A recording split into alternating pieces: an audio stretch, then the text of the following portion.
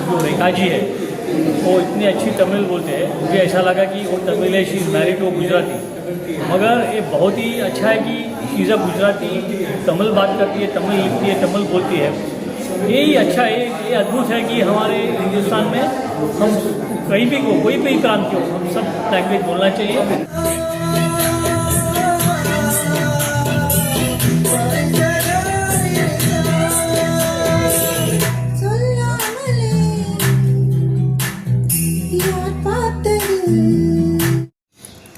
कलाकृति dance academy की founder गुरु रेखाश्री देसाई पिछले 39 वर्षों से युवा पीढ़ी में भारतीय शास्त्रीय डांस का प्रचार कर रही है।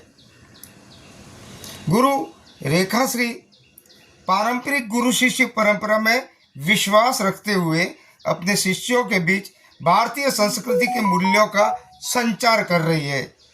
ISKCON Art of Living Brahma Kumari ईश्वरीय विश्वविद्यालय से जुड़ी रेखाश्री मानती है कि मेरे लिए कला अनंत है तथा वे युवा पीढ़ी के बीच भारतीय कला और संस्कृति के बारे में जागरूकता फैलाने प्रयत्नशील है।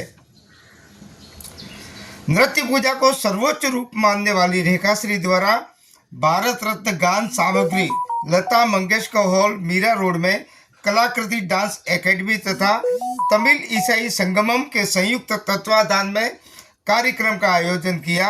उस दौरान रेखाश्री देसाई तमिल ईसाई संगमम के बालाजी से हमारी बात हुई तो उन्होंने क्या कहा, सुनिए। रेखा जी, ये बताइए कि आप इस क्षेत्र में कितने वर्षों से? वैसे तो बचपन से ही मैं नृत्य सीखना, मेरी तालीम शुरू हुई थी और ये जो एकेडमी जो सिखाना जो है उसका 39 इयर्स हुआ है। तो देखिए कि 50 साल से तो डांस के साथ मैं जुड़ी हुई हूँ। तो आपको ये कला के प्रति लगाव कब हुआ और कैसे हुआ? मैं बहुत छोटी थी जब मेरा एडमिशन किया था डांस स्कूल में, इसलिए लगाव है कि नहीं वो तो पता ही नहीं था। पर वो एक सैटरडे संडे हर वीकेंड में क्लासेस में जाना, वो एक मेरा दिनचर्या, मेरा रूटीन बन गया था। तो वो चालू रहा और शादी के बाद जब मैं चेन्नई से यहाँ शिफ्ट हुई मैं, तभी भी मैंने मेरे हस्बैंड से भी यही बोला था कि मैं कला के साथ कैसे भी जुड़ी रहूँगी। पर ईश्वर की दया से क्लासेस ही मैंने शुरू किए और वो भी चल रहा है। तब से ऐसा कुछ सोचा नहीं था, बट अच्छी तरीके से इतने साल में लग गए। अच्छा, ये बताइए कि आज तक आपने इस तरह के कितने कार्यक्रम किए और आपके माध्यम से कितने बच्चे ये भारतीय कलाकृति को सीख कर निकले हैं?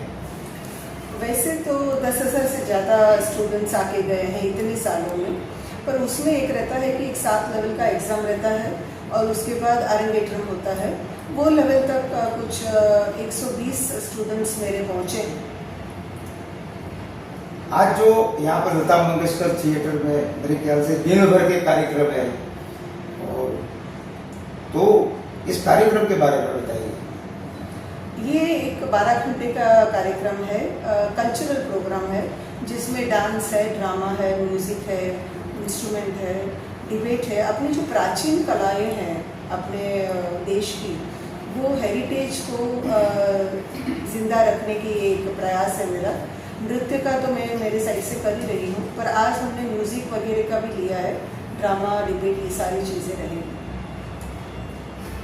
कला क्या है और आपके माध्यम से जो बच्चे कला सीख कर रहे हैं, क्या उनमें से किसी बच्चों का बॉलीवुड में या फिल्मों में वगैरह इस प्रकार की कला का आपको रियाज करने का अवसर मिला? बॉलीवुड एक अलग ही चीज़ हो जाती है।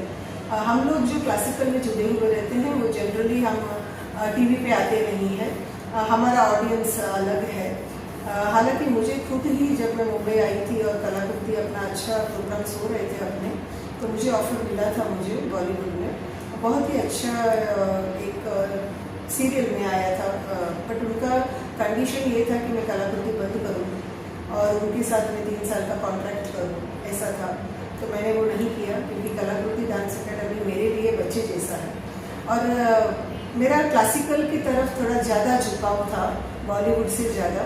तो नाम और शोहरत, पैसे, वो एक अलग चीज़ हो जाती है, और ये एक आत्मा के साथ एक जो एक अटैचमेंट है डिवाइन के साथ, तो ये मैं उस प्रकार से मेरा डांस है, तो मुझे इस पर कॉम्प्रोमाइज़ नहीं करना था, इसलिए मैंने यही रखा। और मैं बच्चों को भी, मेरे स्टूडेंट्स को भी यही कहती हूँ कि ये एक डिवाइन आर्ट फॉर्म है, तो आप उसको ज़िंदा रखेंगे ना, तो आपकी ज़िंदगी में आप कोई भी परेशानी हो तो आप झेल सकते हो। तो डांस एक मेडिटेशन जैसा है हमारे सबके लिए, और मेरे स्टूडेंट्स भी वही फील करते हैं, और हम बहुत खुश हैं इसमें। धन्यवाद।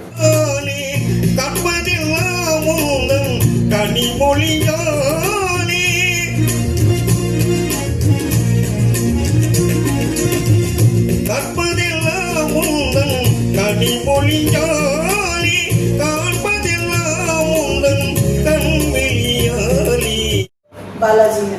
बालाजी है, जो न हिंदी जानते हैं न मराठी जानते हैं। My name is Balachandra. Everybody calls Bala.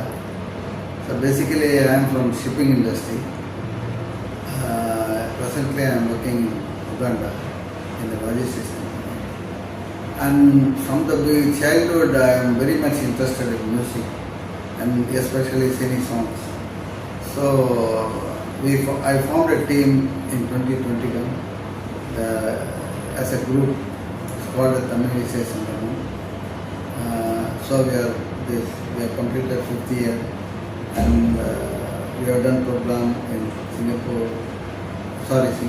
Malaysia and Sri Lanka, and also South Side tours.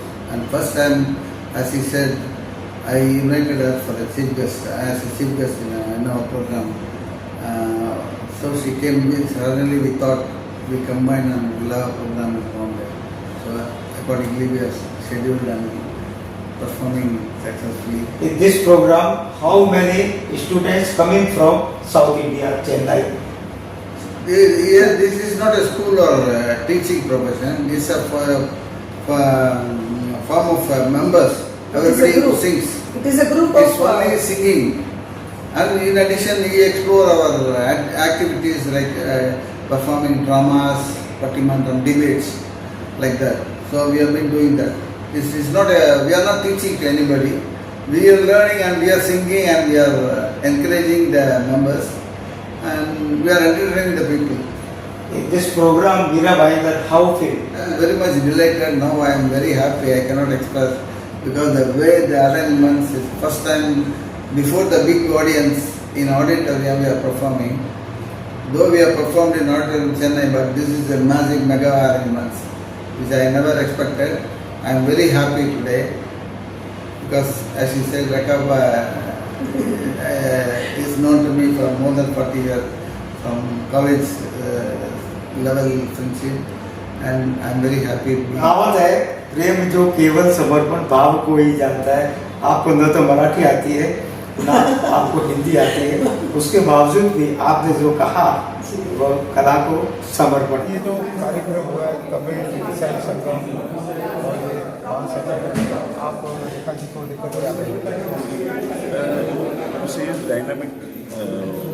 Whatever she is doing with the bottom of her heart, and same in any of work, her dedication is marvelous, amazing, and the combination of Tamil and here Maharashtra, everything, and organizing such program, really it's a hats off.